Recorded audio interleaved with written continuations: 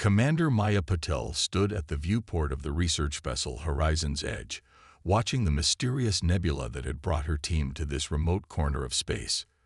The swirling purples and greens of ionized gases painted patterns across the reinforced transparisteel, a view that would have been breathtaking if not for the 3 predatory vessels that had just dropped out of hyperspace.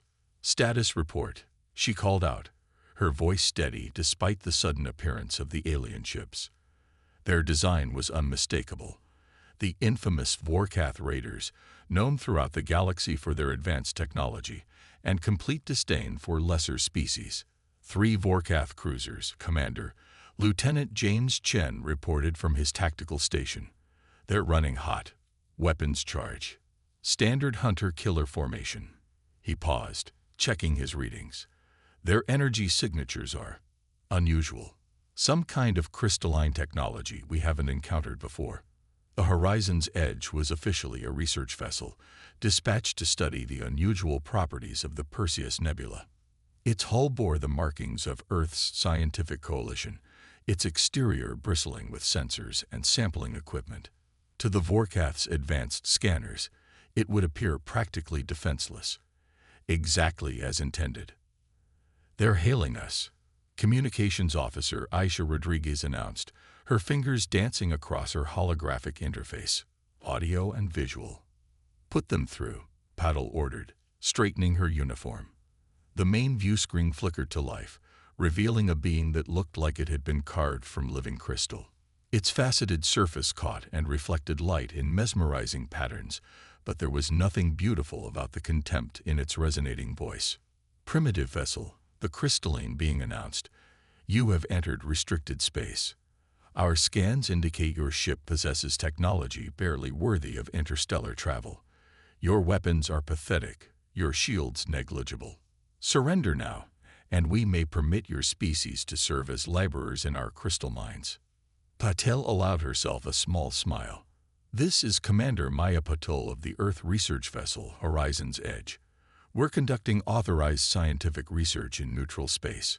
Perhaps we could discuss this like civilized beings." The Vorkath commander's crystalline surface rippled with what might have been amusement. "Discuss. With primitives. Your species is barely beyond burning hydrocarbons for propulsion. We've observed your kind before.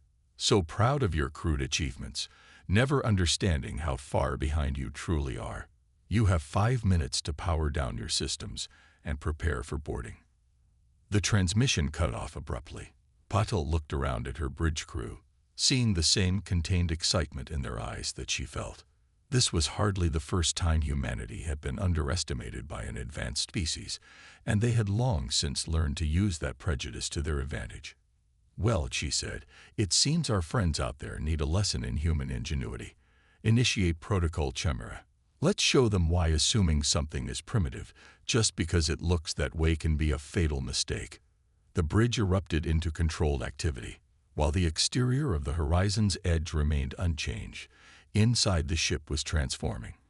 What appeared to be simple sensor arrays began reconfiguring at the molecular level, each instrument housing complex weapon systems that defied conventional scanning. The hull's seemingly basic metal alloy was actually an intricate lattice of programmable matter, capable of adapting its properties in response to different types of attacks. "They're moving into attack position," Chen reported. "Energy weapons charging. Their targeting systems are focusing on what they think are our vulnerable points. Engine housing, life support systems." "Perfect," Patel replied. "They're following the exact attack pattern we predicted. Deploy the quantum mirrors." The space around the Horizon's Edge shimmered slightly as hundreds of microscopic satellites activated, each one capable of redirecting energy weapons fire back at its source. It was an elegant solution to dealing with advanced energy weapons. Let the enemy's own power be their undoing. 30 seconds to their deadline, Rodriguez announced. "They're charging weapons to maximum." Patel took her command chair, allowing herself to feel a moment of pride in human achievement. While other species had focused on building bigger, more powerful ships, humanity had taken a different approach. They had learned to hide their true capabilities, to layer deception upon deception, until their vessels were more akin to Swiss Army knives than battleships. "Let them fire first," she ordered. "Let's see how our crystalline friends react when they realize they've picked a fight with something far more dangerous than a simple research vessel." The Vorkath ships opened fire, their energy weapons lancing out with enough power to vaporize a conventional vessel of the Horizon's Edge's size. Instead of destruction, they were met with a dazzling display as their attacks were caught, redirected, and reflected back at them by the quantum mirror network. Their own energy beams struck their crystalline hulls, creating spiderwebs of cracks across their previously immaculate surfaces. "Direct hits," Chen reported with satisfaction. Their shields weren't configured to handle their own weapon signatures. "They're recalibrating, but they seem confused." "I imagine they are," Paddle said. "Deploy Phase 2. Let's introduce them to some real human innovation." As the Vorkath ships struggled to understand what had happened, the Horizon's Edge began its true transformation.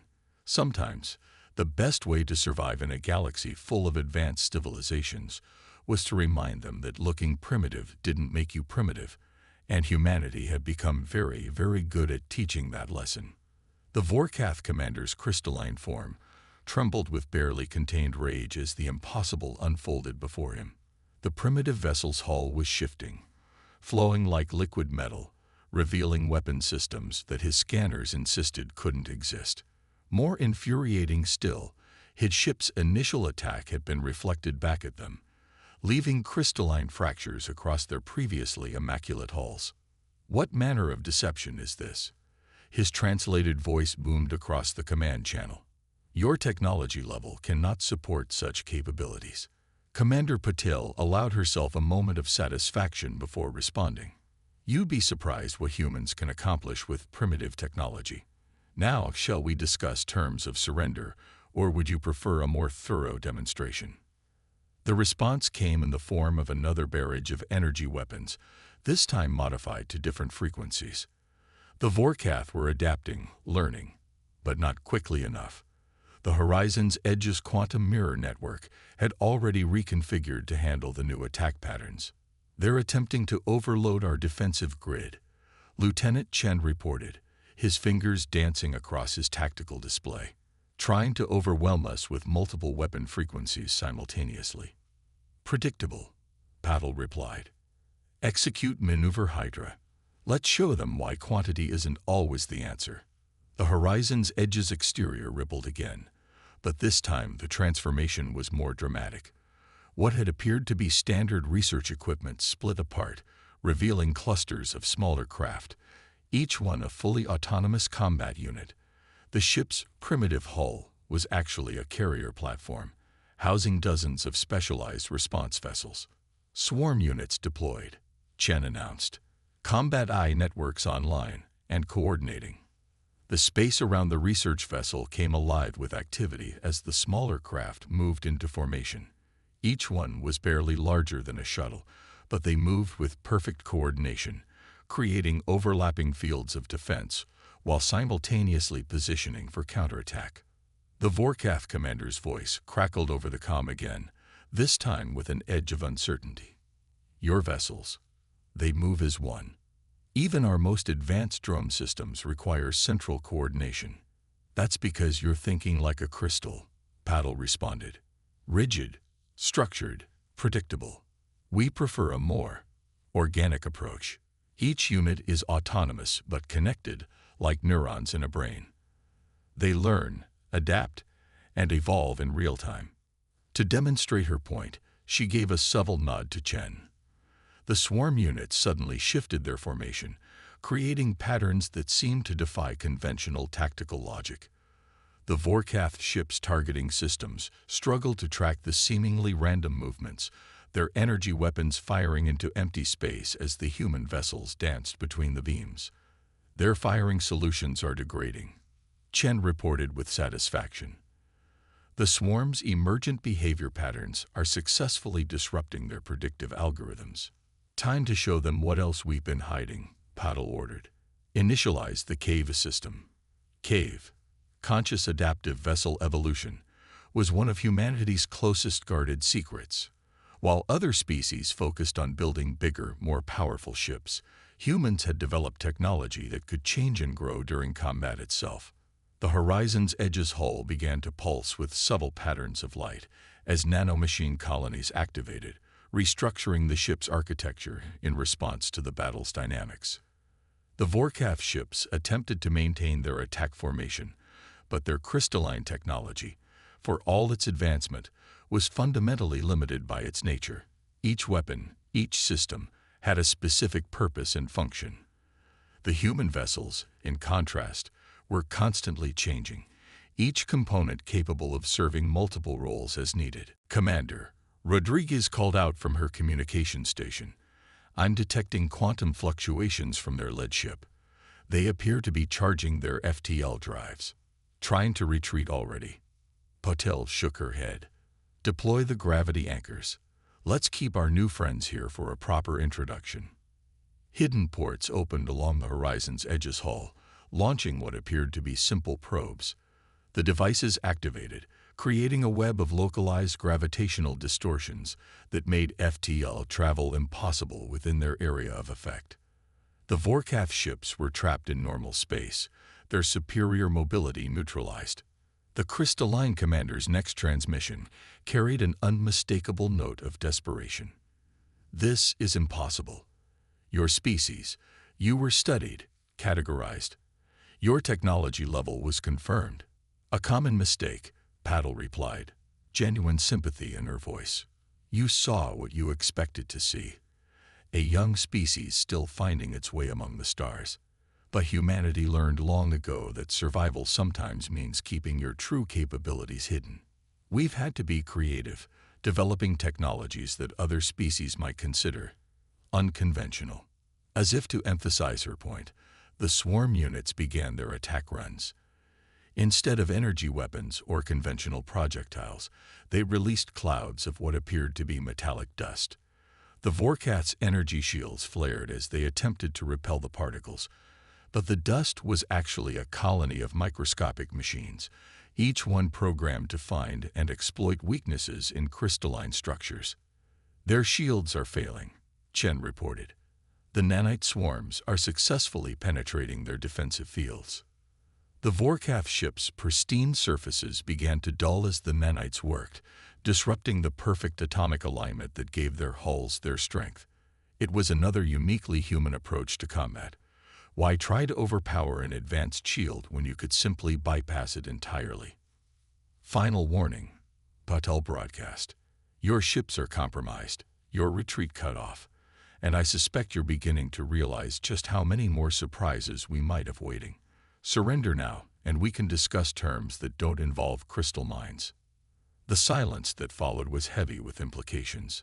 The Vorkath, like many advanced species, had never considered that a primitive race might develop along different technological paths. They had expected brute force and simple weapons, not the sophisticated web of adaptable systems they now faced. Finally, the Crystalline Commander spoke again, his translated voice carrying a new note of respect. Perhaps we have made an error in judgment. You are not what we expected, humans." "We rarely are," Patil agreed. "Now shall we discuss the real reason you're in this sector? Because I suspect this wasn't a random raid, and I'm very curious about why a species as advanced as yours would risk provoking Earth without a very good reason." The commander's crystalline surface rippled with what might have been surprise. "You believe this encounter was planned. Let's just say," Paddle smiled, "that your arrival was not entirely unexpected. And unlike your species, we humans have learned that sometimes the best way to get answers is to let your opponent think they have the upper hand, right up until they don't." The crystalline surface of the Vorkath Commander's bridge was no longer pristine. Hairline fractures spread across the once perfect formations, caused by the human vessel's impossible technologies. His crew worked frantically to counter the microscopic machines that continued to burrow through their ship's structures, but every solution they tried seemed to make the problem worse. "Fascinating, isn't it?" Commander Patel's voice carried across the comm channel. "Those nanites aren't just destroying your crystal matrix, they're learning from it. Every defense you deploy teaches them something new about your technology. You're harvesting our technological data even as you attack. The commander's translated voice carried a mix of horror and reluctant admiration. Such methods are primitive, unconventional, or perhaps just unexpected. Patil leaned forward in her command chair. You see, while the rest of the galaxy focused on building bigger weapons and stronger shields, humanity took a different approach. We learned to adapt, to evolve, not over generations, but in real time. Lieutenant Chen's tactical display suddenly lit up with new alerts. Commander, they're attempting to rewrite their crystalline structure at the atomic level, trying to counter the nanite infiltration. Impressive, Patel nodded, but predictable. Execute Protocol Phoenix. The nanite swarms attacking the Vorkath ships suddenly changed behavior. Instead of continuing their destructive work, they began combining with the altered crystal structure, creating hybrid materials that neither side had anticipated. The Vorkath ship's hulls started shifting colors, displaying impossible patterns as two radically different technologies merged and transformed. What are you doing to our ships? The Vorkath commander demanded. Teaching them to dance, Patil replied with a slight smile. Your crystalline technology is remarkable. Perfectly ordered, incredibly efficient. But that rigidity is also its weakness. Our nanites are introducing chaos into your systems, creating new possibilities that your engineers never imagined. Rodriguez spoke up from her communication station. Commander, I'm detecting unusual quantum signatures from within the nebula. Something's moving out there. Patil nodded, unsurprised. And there it is, the real reason for your presence in this sector. You're not here to raid a primitive vessel. You're hunting something inside that nebula, aren't you? The Vorkath commander's surface rippled with what might have been uncertainty. How could you possibly? Because we've been tracking it too, Patil revealed. Something that predates both our civilizations, something that makes your crystalline technology look primitive by comparison. The nebula's swirling gases suddenly parted, revealing a massive structure that seemed to bend reality around itself. Its surface was neither metal nor crystal, but something that defied conventional physics. The horizon's edge's sensors struggled to maintain a lock on it, as though the object existed in multiple states simultaneously. The precursor artifact. The Vorkath commander breathed. You knew it was here. We suspected, Patil corrected. Just as we suspected your people would try to claim it for yourselves. That's why we're here, not to study the nebula, but to ensure that such powerful technology doesn't fall into the wrong hands. Chen's tactical display erupted with new warnings. Commander, the artifact is generating some kind of quantum field. It's affecting both our systems and the Vorkath ships. The space around them began to distort as the ancient device awakened. Both human and Vorkath technology started responding in unexpected ways. The nanite-infected crystals of the raider ships began resonating with frequencies that shouldn't have been possible, while the Horizon's Edge's adaptive systems struggled to compensate for physics that suddenly seemed optional. Interesting, Patil observed, maintaining her calm.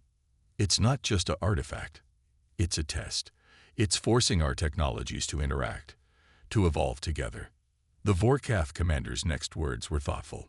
Perhaps this is why our long-range scans detected your vessel.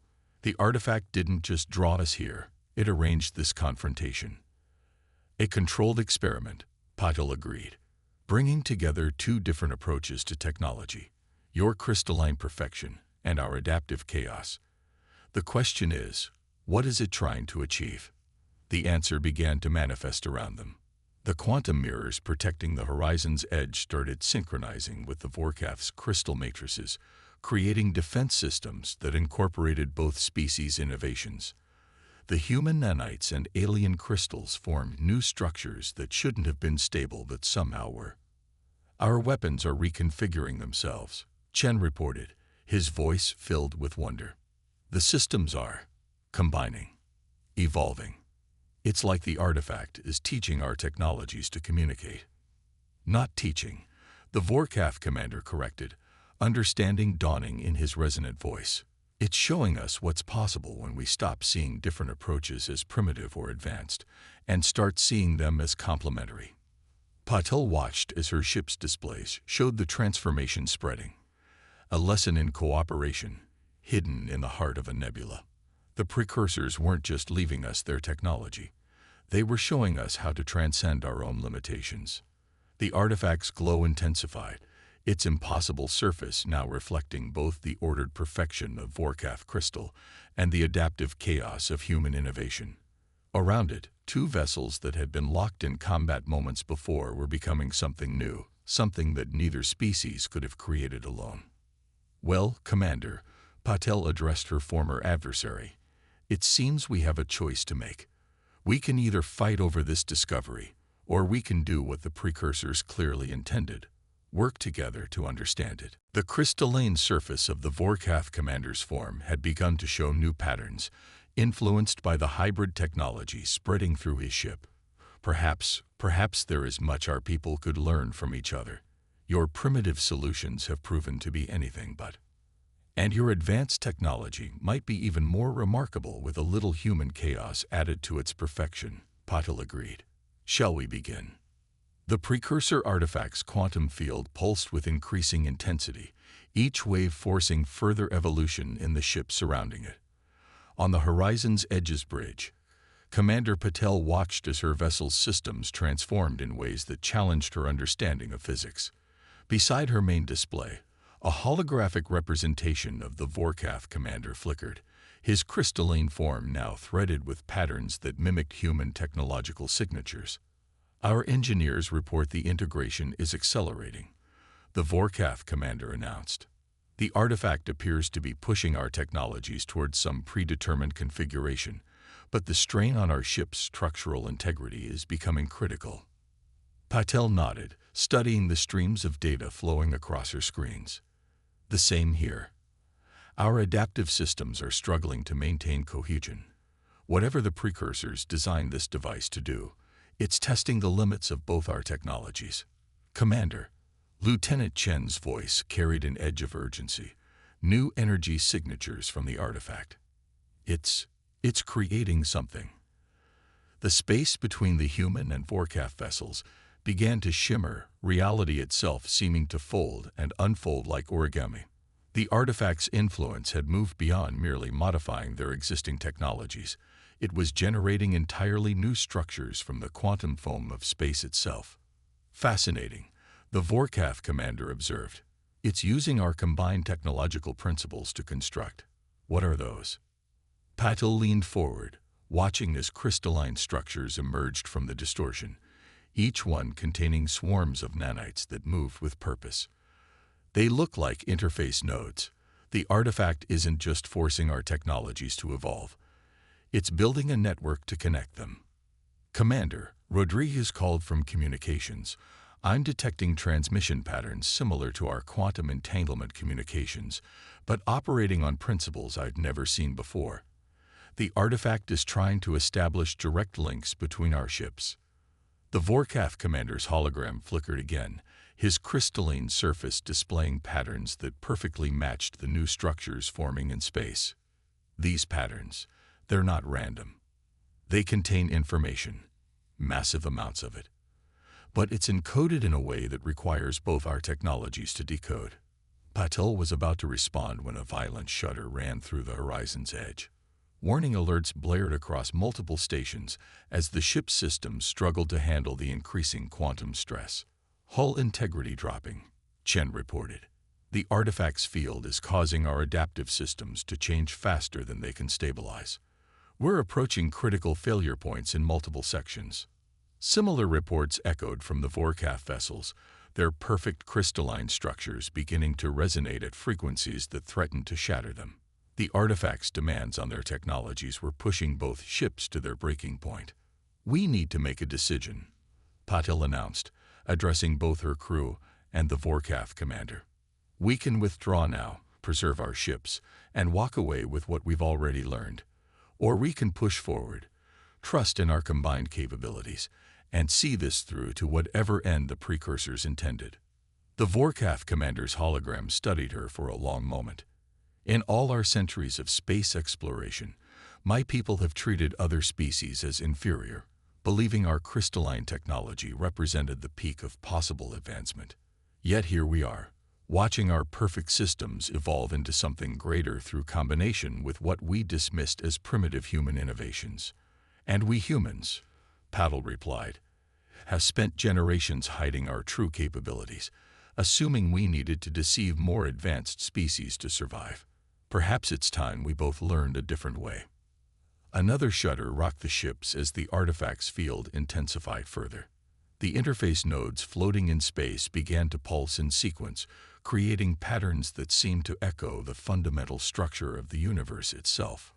All stations, Paddle commanded, disengage safety protocols on adaptive systems. Give the artifact full access to our technology. Let's see what the precursors wanted to show us. The Vorkath commander nodded, his crystalline form brightening. Agreed. All ships, remove crystal matrix stability constraints. Allow complete integration with human systems. The effect was immediate and dramatic. The quantum field surrounding their vessels suddenly stabilized, the violent fluctuations settling into a harmonious rhythm. The interface nodes pulsed with new energy, creating bridges of pure information between the ships. Remarkable, Chen breathed, watching his tactical displays transform. The artifact isn't just combining our technologies, it's using them to demonstrate principles of physics we never imagined. These readings, they suggest possibilities that go beyond anything in our scientific understanding. Through the quantum links, data began flowing between the vessels, not just technical information, but cultural knowledge, historical records, scientific discoveries. The precursor artifact was using their technologies to facilitate a complete exchange of knowledge and understanding between two species that moments ago had been locked in combat. "Look at this," Rodriguez called out, her voice filled with wonder. "The artifact is showing us how to build something new. Not human technology, not Vorkath crystal tech, but a true synthesis. It's like it's teaching us the next step in technological evolution." Patel shared a look with the Vorkath commander's hologram. "Your people sought this artifact believing it would give you power over other species. We came to prevent that from happening. Instead, it's showing us both that true advancement comes not from domination or deception, but from cooperation and synthesis." Indeed, the commander agreed. "Though I suspect this is only the beginning. The patterns we're seeing, the principles being revealed, they hint at possibilities far beyond what either of us imagined. The question is, are our species ready for what comes next?" The artifact pulsed once more, and new information began streaming through the interface nodes, whatever the precursors had left behind, whatever lessons they had intended to teach. The real test was just beginning. The Perseus Nebula blazed with new colors as the precursor artifact continued its work, weaving quantum fields between the human and Vorkath vessels. On the horizon's edge's bridge, Commander Patel watched in amazement as her ship's displays showed technologies that shouldn't have been possible, perfect crystalline structures that could adapt and evolve, nanite swarms that moved with the precision of atomic lattices. "The artifact's final data stream is completing," Lieutenant Chen reported, his voice hushed with awe. "What we're seeing, it's like looking at a technological roadmap for the next 1,000 years, but compressed into patterns we can barely comprehend."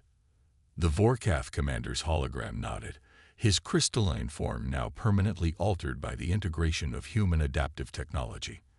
"My scientists report similar findings.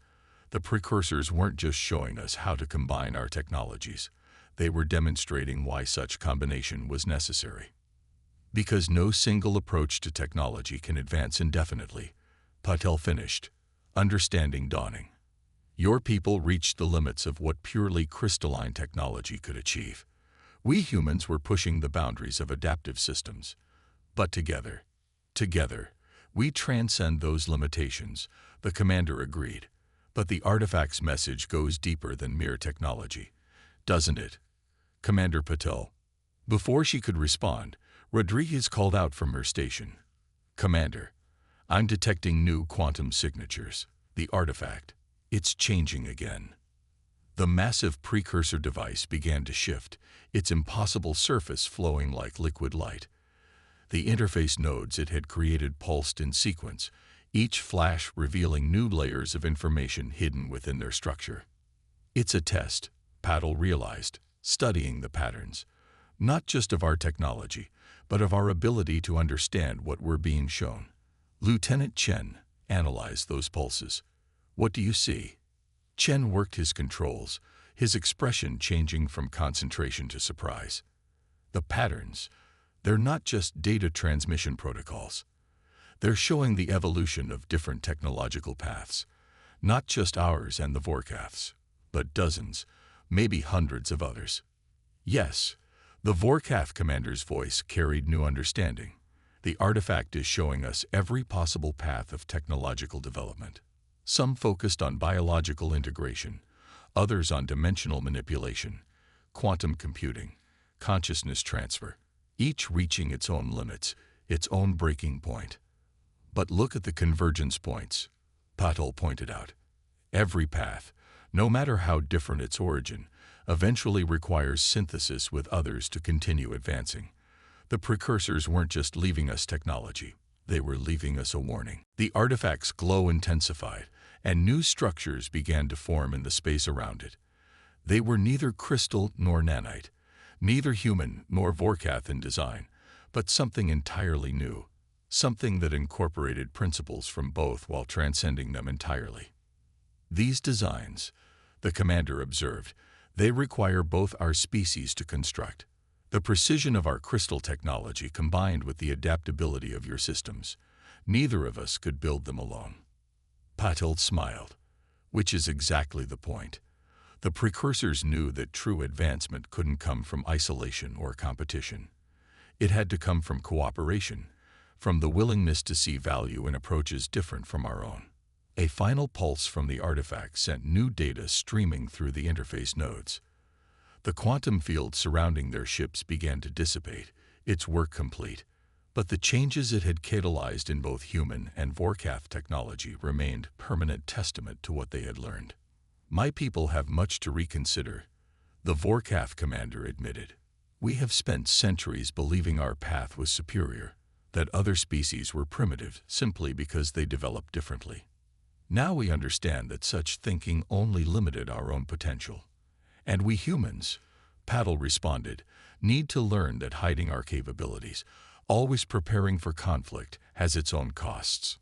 Perhaps it's time for both our species to try a new approach. The artifact's surface had become transparent, revealing machinery that somehow managed to be both impossibly advanced and fundamentally simple. Within its structure, they could see elements of every technological path ever taken, all working together in perfect harmony. Commander, Rodriguez called out, I'm detecting similar quantum signatures from other sectors of space. This isn't the only artifact out there. No, the Vorkath commander agreed. I suspect the precursors left many such lessons scattered throughout the galaxy, each waiting for species to prove themselves ready to learn. Patel nodded, already seeing the implications. Then perhaps this encounter was just the beginning. There will be other species, other technologies, other opportunities for synthesis and growth. The question is, how do we proceed? The crystalline commander's form shifted, displaying new patterns that somehow managed to look both alien and familiar. We proceed together, Commander Paddle. My people will share what we know of crystal technology, its strengths and limitations. In return, we'll teach you everything we've learned about adaptive systems and creative problem-solving, Patel finished. And together, we'll see what other surprises the precursors left for us to find. As if in response to her words, the artifact began to fold in on itself, its purpose fulfilled. But it left behind more than just advanced technology and new understanding. It left hope. Hope that in a galaxy full of different species taking different paths, the greatest discoveries would come not from conflict or competition, but from the willingness to learn from each other. The horizon's edge's sensors showed other ships approaching, both human and Vorkath vessels, drawn by the artifact's final pulse. They would arrive to find not the aftermath of battle, but the beginning of something new. A partnership born of necessity but sustained by shared curiosity about what else might be waiting to be discovered. "Well, Commander," Patel addressed her new ally, "shall we show them what we've learned?" The Vorkath commander's crystalline surface rippled with what was unmistakably anticipation. "Indeed. After all, we have an entire galaxy of possibilities to explore. And this time, we'll explore it together."